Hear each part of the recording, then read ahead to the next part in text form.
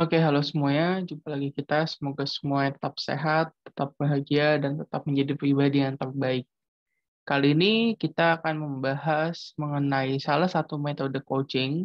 Jadi, ini adalah salah satu metode yang biasanya saya gunakan, yang biasanya saya implementasikan terhadap beberapa klien saya untuk mencapai cita-cita, untuk mencapai outcome, ataupun untuk memaksimalkan dia ketika dia menyusun apa yang dia inginkan. Ini merupakan hal yang sejatinya sudah cukup umum ditemui di masyarakat, sudah cukup banyak yang menggunakannya, namun bagi saya metode ini adalah metode terbaik untuk kita menentukan cita-cita, agar ke depannya kita tahu harus bagaimana dan kita bisa mencapai apa yang kita inginkan. Dengan apa? Dengan sebuah metode yang disebut dengan metode SMART. Mengapa menggunakan metode SMART? Karena kita ketika kita ingin mencapai cita-cita, menyusun outcome, menyusun goals, dan lain sebagainya, kita harus SMART. SMART dalam artian harafiah maupun SMART dalam artian coaching sebagai metode SMART. Karena kalau kita nggak SMART, itu biasanya kita akan susah, akan keteteran, akan bingung, dan lain sebagainya. Oleh karenanya, langkah lebih baik kalau misalnya kita menggunakan metode SMART.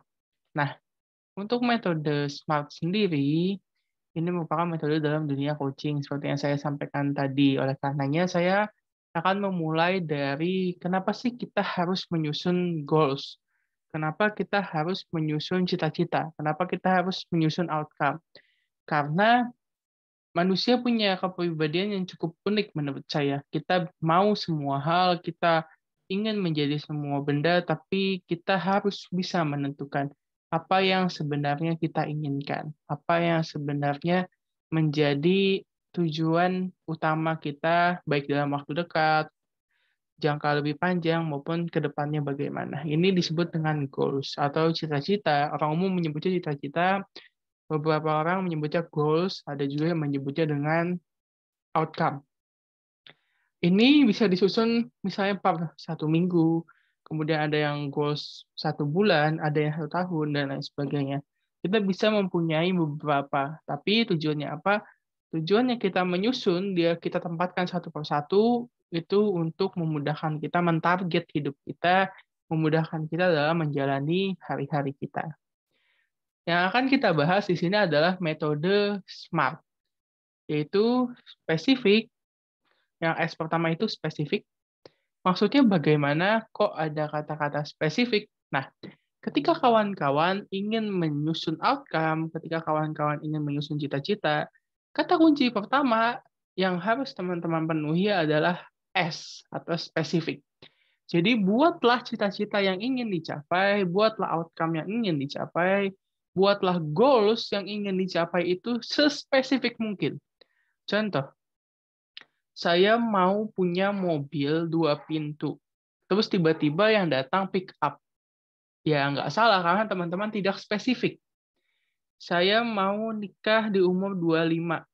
Tapi teman-teman nggak bilang maunya kayak gimana. Ya datangnya ya apa yang tiba-tiba teman-teman inginkan tercapai aja. Nikah di 25. Tapi teman-teman tidak memberikan detail atau tidak memberikan spesifik ketika menyusun cita-cita. Sama seperti kita berdoa, diusahakan kita spesifik. Saya mau punya mobil 2 pintu warna kuning merek Lamborghini di usia saya yang ke-30. Itu spesifik. Karena apa? Karena kita udah tahu detail-detail dari apa yang kita inginkan. Sama seperti ketika teman-teman, ini antologi paling ringan nih. Ketika teman-teman berkunjung ke McDonald, teman-teman berkunjung ke Rocket Chicken, atau ke KFC, atau ke Pizza Hut, teman-teman pasti udah tahu mau makan apa. Oh, saya mau combo ringer. Oh, saya mau Big Mac Burger. Oh, saya mau paket roket 1. Nah, ketika kawan-kawan sudah tahu, kan itu enak tuh. Kita bisa memesannya dengan lebih mudah. Kita juga bisa mendapatkan apa yang kita inginkan. Seperti itu juga dalam menyusun cita-cita. Ketika kita memesan cita-cita kepada diri kita, ketika kita request nih, oke, tubuhku, oke, jiwaku, saya mau seperti ini. Itu usahakan sespesifik mungkin. Kita pesan burger aja ditanyain kok, maunya pedas enggak, pakai sayur enggak, pakai tomat enggak, pakai timun enggak.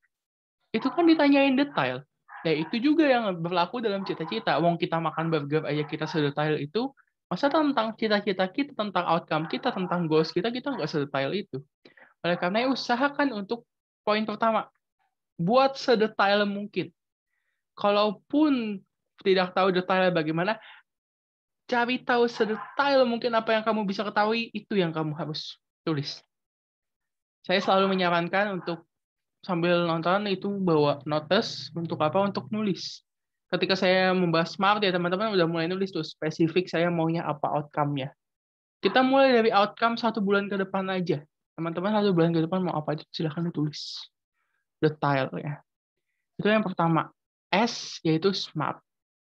Kemudian yang kedua ini tak kalah menarik, yaitu measurable. Teman-teman mungkin agak bingung mendengar istilah measurable. Measurable di sini itu maksudnya adalah kalaupun kita mau membuat sebuah outcome, membuat sebuah cita-cita, membuat sebuah goals ke depan, itu usahakan bisa untuk diukur, terukur. Teman-teman beli minum juga ada ukurannya. Teman-teman beli makan juga ada ukurannya. Teman-teman bangun rumah ada ukurannya. Termasuk dalam membuat goals atau menyusun cita-cita, menyusun outcome. Kita harus ada ukurannya. Ukurannya bagaimana atau dapat terukur ini maksudnya bagaimana? Itu dapat diketahui progresnya. Ketika teman-teman cita-citanya 1 bulan ke depan adalah kurus, turun berat badan itu harus terukur tuh. Sekarang misalnya 85 mungkin turun jadi 70, itu kan terukur. Teman-teman mau menaikkan IP misalnya dalam 1 semester ke depan. Sekarang IP teman-teman 3,2, mau dinaikin 3,5. Itu kan dapat diukur, berarti kita harus ngejar kekurangannya selama 0,3. Begitu pula dalam hal-hal lainnya. Contoh, ketika teman-teman mau punya jodoh di usia 25, menikah di 25, berarti harus ada yang diukur nih. Yang diukur apa? Secara finansial bagaimana, secara personality bagaimana, secara hubungan dua arah bagaimana, dan lain sebagainya. Itu kan bisa diukur. Usahakan yang bisa diukur. Jangan teman-teman mengharapkan atau menyusun cita-cita yang tidak bisa diukur. Karena seringkali kalau cita-cita kita tidak bisa diukur, itu nanti akan susah. Karena M ini nanti hubungannya dengan T. T di akhir. Nanti akan saya jelaskan mengenai T. Kemudian selanjutnya, yang tidak kalah menarik adalah, yang tidak kalah menarik adalah achievable atau dapat dicapai. Jadi kalau kita mau bikin sebuah goals, membuat sebuah cita-cita, usahakan itu sangat disarankan itu untuk dia dapat dicapai, teman-teman. Jadi kalau cita-citanya mau terbang tanpa pesawat, ya kita harus lebih realistis, lebih bisa mempelajari bahwasanya itu mungkin bisa. Suatu hari mungkin ada teknologi untuk itu. Tapi untuk saat ini itu mungkin progresnya tidak bisa diukur. Dan oleh karenanya dia juga harus lebih rasional lah kita untuk mengukur cita-cita yang kita inginkan. Untuk mengukur poin achievable-nya seperti itu.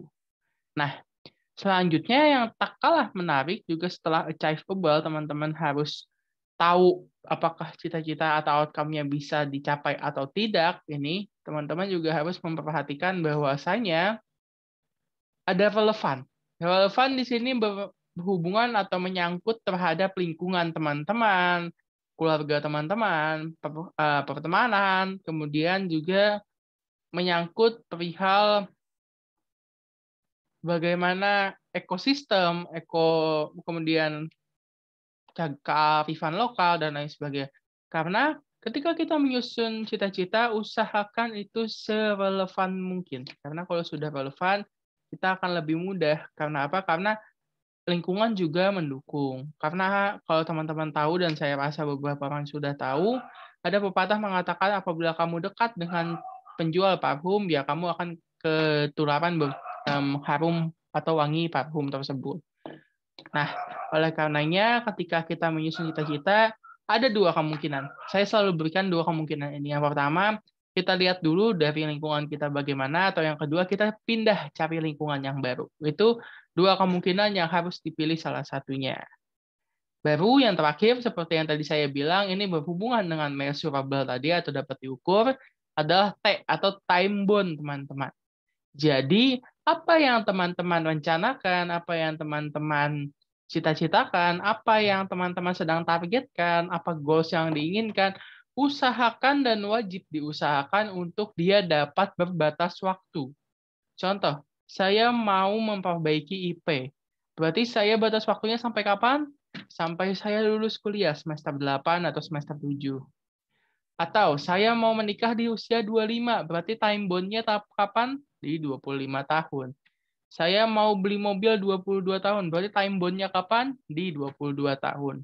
Itu adalah konsep yang paling penting karena time bond akan mengatur kita untuk kita tahu batasnya sampai mana kita harus berjuang. Untuk tahu batasnya bagaimana untuk kita bisa mengerjakan apa yang kita inginkan, mencapai apa yang kita tuju. Sehingga dengan adanya time bond atau dengan adanya deadline itu biasanya kita akan lebih optimal dalam menjalankan apa yang sedang direncanakan, apa yang sedang dijalankan. Oke, mungkin itu yang bisa saya sampaikan mengenai implementasi metode SMART dalam meraih cita-cita. Semoga teman-teman dapat mempelajarinya, dapat bermanfaat bagi teman-teman.